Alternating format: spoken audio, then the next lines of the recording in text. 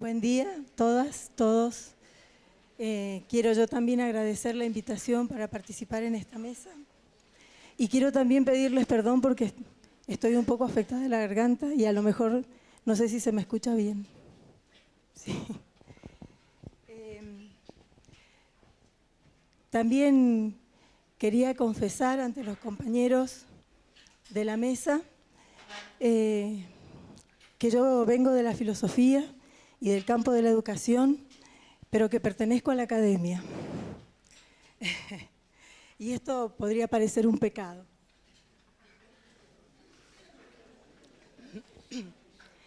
Sin embargo, me parece que también desde la academia se contribuye a producir conocimiento, a profundizar la crítica y a construir resistencia. Y después de todo lo que hemos estado escuchando aquí en esta mesa, me convencí de que lo que yo quería colocar acá, proponer, era una reflexión, que tiene sentido proponerlo, me convencí de eso, era una reflexión acerca de las nuevas formas que está adoptando el fascismo en nuestras sociedades. Y como es una propuesta de reflexión, seleccioné algunos textos, algunas afirmaciones acerca de esas formas nuevas que tiene el fascismo en general, en el mundo y en América Latina. Y lo pensé desde los primeros estudios que se hicieron sobre eso. Por ejemplo, Wilhelm Reich, en un texto que se llama Psicología de masas del fascismo, que no se pudo publicar en 1935 y se publicó en 1942, un libro viejo ya, dice que el fascismo no es más que la expresión políticamente organizada de la estructura del carácter del hombre medio, una estructura que no está íncita en determinada raza o nación o en determinados partidos, pero es general e intencional. En este sentido, lo característico del fascismo es la actitud emocional básica del hombre oprimido en la civilización autoritaria de la máquina, con su manera mística y mecanicista de encarar la vida. Es ese carácter místico y mecanicista del hombre moderno, dice, el que genera los partidos fascistas y no al revés. Me pareció interesante reflexionar sobre esto, ¿no? El fascismo no es solamente una estructura que se impone, sino que habita en la sensibilidad, en los temores de cada uno. Félix Guattari, por otro lado, en un texto que se llama Microfísica del fascismo, que se publicó en el año 74, dice lo siguiente: junto al fascismo de los campos de concentración, que continúan existiendo en numerosos países, se desenvuelven nuevas formas de fascismo molecular. Un baño María, dice, un baño María en la familia, en la escuela, en el racismo, en los guetos de toda naturaleza, viene a suplir con ventaja los hornos crematorios. Es decir, es un fascismo tibio, no el de los hornos crematorios, sino que va penetrando distintas esferas de la sociedad, de a poquito, como el baño María, ¿cierto? Bien, y continúa diciendo, me perdí. Por todas partes, la máquina totalitaria experimenta estructuras que mejor se adaptan a situaciones, esto es, más adecuadas a captar el deseo y colocarlo al servicio de la economía del lucro, ¿no? Este es el baño María, consiste en capturar el deseo y ponerlo al servicio del lucro.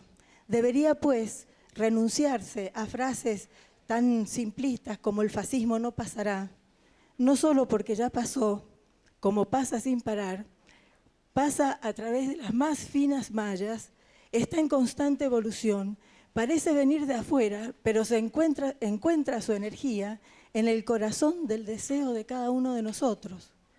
El fascismo, así como el deseo, está desparramado por todas partes, en piezas descartables, en el conjunto del campo social. Toma forma en un lugar y en otro en función de las relaciones de fuerzas. Puede decirse que es al mismo tiempo superpotente y de una fragilidad irrisoria, justamente porque se esparce por la sociedad, porque trabaja al mismo tiempo que el deseo. El fascismo también es frágil, ¿sí? También es frágil, y es posible entonces trabajar en algún sentido para alertarnos acerca de esa forma reticular del fascismo. Boaventura de Sousa Santos, que otros han mencionado acá, también alerta acerca del fascismo en un texto mucho más reciente, del 2010. Y él lo caracteriza de diversas maneras.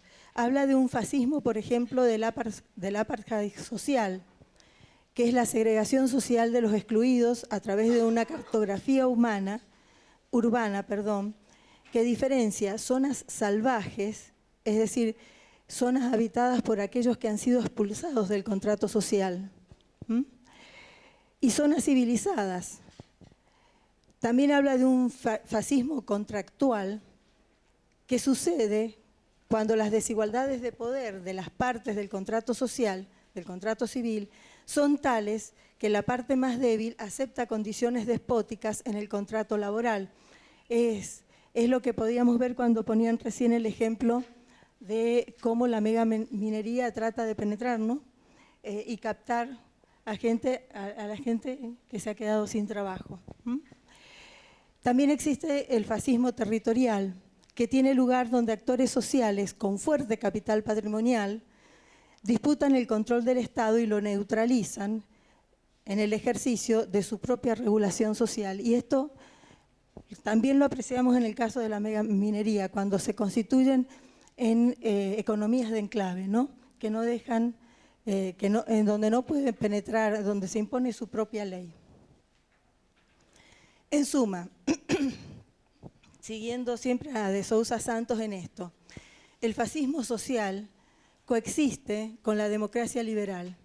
El estado de excepción coexiste con la normalidad constitucional.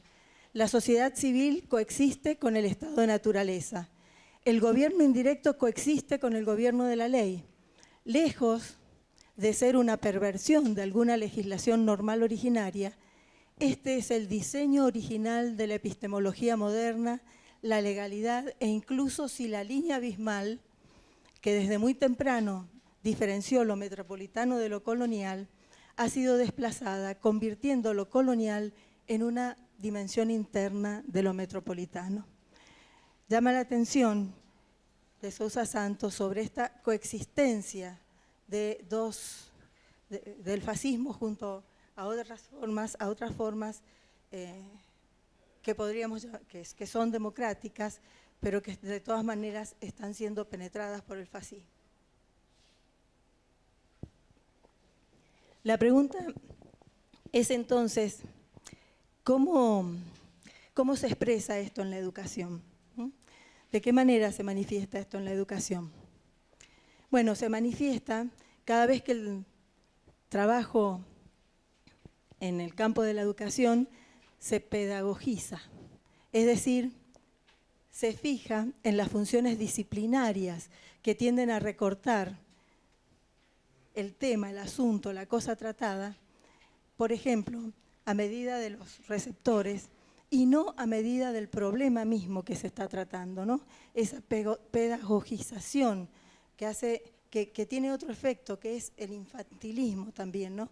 El infantilismo y el pensar que la escuela es una expresión, que en la escuela se acaban las posibilidades de entender el mundo, ¿no? Que no es posible abrirse a otras formas de entender el mundo. También se expresa cada vez que la profesión se ha cosificado. Los compañeros lo decían, se convierte en mercancía, ¿cierto? El enseñar y aprender adquiere la forma de un contrato, de una mercancía, de un comprar y vender. También cuando la función disciplinaria resulta tergiversada, pues en lugar de favorecer un disciplinamiento centrado en el interés por el saber, se favorece un disciplinamiento por el disciplinamiento mismo. Entonces, lo que se produce en esos casos es que el deseo, y en este caso el deseo positivo, el deseo de saber, el deseo el deseo de autonomía, el deseo de conocimiento, en lugar de ser canalizado, impulsado, es reprimido, ¿no? La represión del deseo. Y como consecuencia de todo lo anterior, también sucede muchas veces en la escuela que se produce una suerte de accesis del erotismo. Es decir, se pierde la dimensión afectiva, ¿no? El impulso necesario para trabajar los problemas de la educación y para trabajar en la relación con los jóvenes y con los niños. Todas estas formas de manifestación del fascismo nos llevan a pensar, o por lo menos podrían hacernos pensar, y esto es lo que le propongo que hagamos entre todos, ¿qué podemos hacer? Sobre todo desde los ámbitos docentes, ¿no? Cuando las estructuras aparecen demasiado rígidas y no parece muy posible, que sea muy posible modificar algo en ese ámbito, ¿podemos todavía hacer algo? Bueno, muchos autores que se han ocupado del tema, y entre ellos, por ejemplo, Adorno, propone un giro hacia el sujeto. Es decir, podríamos leerlo nosotros desde nuestra América, un giro hacia los procesos de subjetivación. Y acá quiero citar a Martí, como hizo el compañero. En el célebre texto Nuestra América, que seguramente todos ustedes conocen, o lo conoce la mayoría, Martí usa algunas figuras, algunas metáforas, que hacen alusión a esta forma fascista de encarar las relaciones sociales. Él habla del aldeano vanidoso, por ejemplo, ¿no? El aldeano vanidoso es aquel que siempre que sus cosas anden bien, considera que el mundo se acaba en su aldea. Esa es una forma de fascismo. También menciona a los siete mecinos, otra figura, ¿no? Los siete mecinos, dice él, son los que les falta el valor, les falta el valor para admitir lo que son, para reconocerse en lo que efectivamente son, ¿no? Y buscan una forma de ser afuera. También habla del criollo exótico, y el criollo exótico es aquel que desde su condición de criollo, sin embargo, cree que la única posibilidad es la importación de las ideas, ¿no? Ese es el criollo exótico, quiere importar de afuera. Bueno, de esto hay varios entre nosotros en América Latina.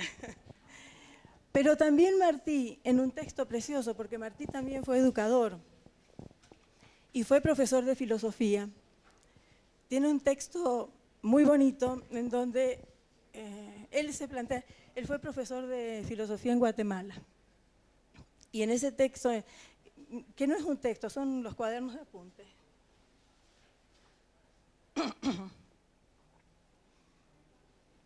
Dice, él está ahí haciendo sus apuntes para las clases que tiene que dar, y entonces reflexiona de la siguiente manera. Dice, puedo escribir 2 libros. Uno en donde debe entender lo mucho que sé de filosofía. Y otro en donde busque conocerme a mí mismo por mí. Esto yo creo que se vincula con aquello que habíamos dicho antes y que era una preocupación de Adorno frente al fascismo, que es el giro hacia el sujeto. Conocerme a mí mismo por mí. Pero inmediatamente dice Martí, bueno, entonces, ¿cuáles son las preguntas? ¿Cuáles son las preguntas filosóficas que tenemos que hacernos? Y la pregunta filosófica es, ¿qué somos? Es decir, pasa del sujeto singular al sujeto plural, a la primera persona del plural. No solo qué soy yo en la dimensión egoísta, sino qué somos. ¿Qué hemos sido? La pregunta por el pasado, ¿de dónde vengo? ¿Cuál es el ámbito en el que me tengo que afirmar? ¿Qué queremos ser? Las tres preguntas filosóficas que orientarían la enseñanza, una enseñanza filosófica, y que tendrían que ver con ese giro hacia el sujeto, esa construcción de subjetividad que requiere necesariamente del otro, que no se puede hacer individualmente, que no es un proceso solitario, sino que es un proceso que se hace en común. Y esto ustedes me van a permitir que apele a una antigüedad filosófica. Ya Platón, en un texto clásico que es el Alcibíades, cuando Alcibíades, que está muy preocupado por gobernar la ciudad, le pregunta ¿cómo es que puedo ser el más poderoso de la ciudad? Platón, Sócrates, en el diálogo de Sócrates, le contesta: conócete a ti mismo. Me parece que podríamos tomar esta frase, conócete a ti mismo, como una forma de resistir el avance del fascismo. Conocernos a nosotros mismos, ¿no? Ese giro hacia la subjetividad permite generar subjetividades colectivas, donde sea posible enfrentar, resistir, producir conocimientos que vayan más allá de el encierro en la individualidad, en los temores particulares, en el bloqueo del deseo, en definitiva. Ese conocerse a sí mismo no se logra, decíamos, en forma individual, sino que es una tarea que requiere de otros, por lo menos de dos. Y en esto quiero recordar un texto de Arturo Roig, que es un filósofo mendocino.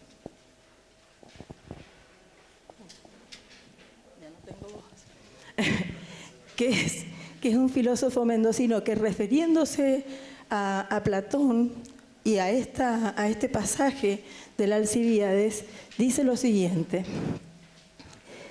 conocerse a sí mismo es mirarse a sí mismo, pero tal mirar no es posible sino en otro. Si un ojo, contemplando un ojo y fijando su mirada sobre aquello que es lo mejor de él, en él se mira, de este modo a sí mismo se mira. Es decir, toda posibilidad de conocernos a nosotros mismos depende de la posibilidad de relacionarnos con el otro, de conocernos a través del otro. Y esta también me parece a mí que es una de las cosas que nosotros podríamos colocar en relación con la posibilidad de resistir las formas de educación que cada vez están siendo más penetradas por la mentalidad fascista. Gracias.